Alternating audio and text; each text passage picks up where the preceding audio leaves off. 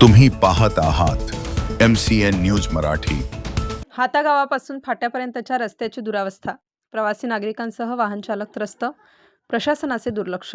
रस्त्यावरील डांबर अतिपावसामुळे अनेक वर्षांपासून वाहून गेल्याने हाता फाट्यापासून गावापर्यंतच्या रस्त्याची पूर्णपणे दुरावस्था झाली आहे।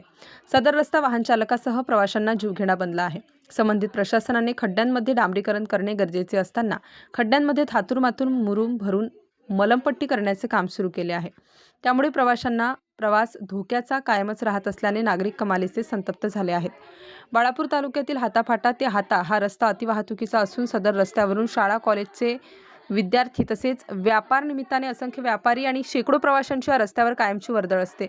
ही बाब अतिशय गंभीर असून याकडे स्थानिक लोकप्रतिनिधींनी वेळीच लक्ष दिले असते तर नागरिकांना या समस्येला सामोरे जावे लागले नसल्याची भावना नागरिकांमधून व्यक्त होताना दिसत आहे। MCN न्यूज मराठीकरिता काझी मेहंदी हसन, बाळापूर।